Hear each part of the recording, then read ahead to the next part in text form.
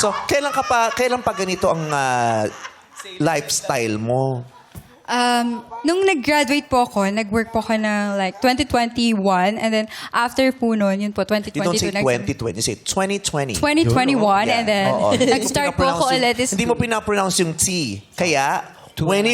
Weni, weni. Iba? Weni.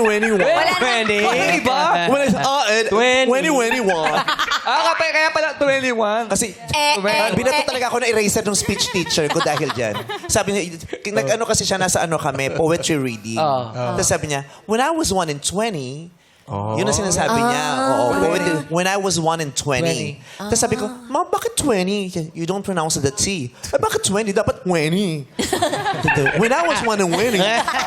Binato ko ng eraser. Tapos hindi niya na-explain kung bakit yung huling T lang ang hindi pinopronounce. Kaya isang T lang ang binabasa. Baka walang tita mo, fish fillet.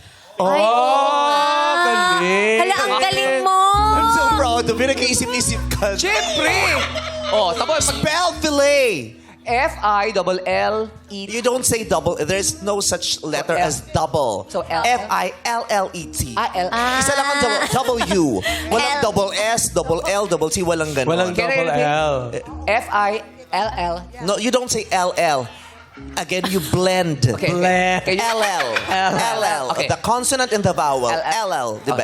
F-I-L-L-E-T. L-L. Okay. F-I-L-L-E-T. Galing mo, boys. Perfect. Di pa rin Papapicture perfect. ako Hindi pa rin. Para malaman mo kung perfect ang pronunciation mo ng L, Yes. kailangan yung dila mo maiiwan sa labas. May iwan pala yung dila. F-I-L-L-E-T. No, you don't say L-L-L. I told you. L-L. Okay, sorry. L-L. Say it again. And you don't say F-I. F-I. F-I.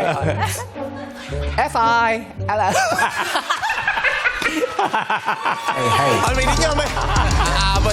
May natututunan kayo sa akin. Yeah. Ha? Galing- Oo, galing yung ni blending of letters sa Yes. pronunciation, yung Yes. accentuation. Yung isang T lang ang binabasa pag dalawang T. Yes. Paano kung ang pangalan niya si Antoinette? Ano ne? Ano ne? Ano net? Ano ne? So yung Collins Moshi, ano ne?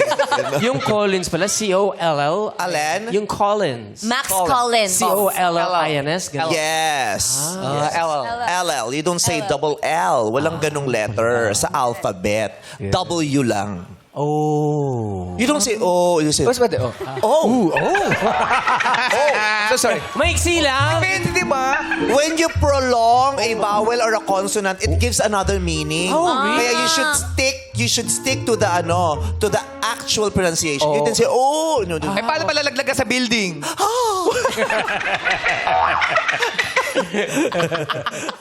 Dami natin natututunan, no? Marami tayong natutunan at ang pinaka natutunan natin, walang R pala yun. Wala, sabi ni Jugs. Wala. Meron. Yan ang coach ko. Lalo na pag nagpapaspelling ako dito, kay Jukes ako talaga nakatingin. Iba yan si Ju. Oo. Google lang ang katapat. Kung merong walking encyclopedia, si Jukes ang walking Ano? refrigerator. Hala, tawa-tawa si MC. Tawa-tawa si MC. Tawang-tawa si MC, ang ating walking generator. Tandaan mo, candidate ka. Yeah. Ay. Nang? Candidate. Candidate sa Sexy Babe. Okay.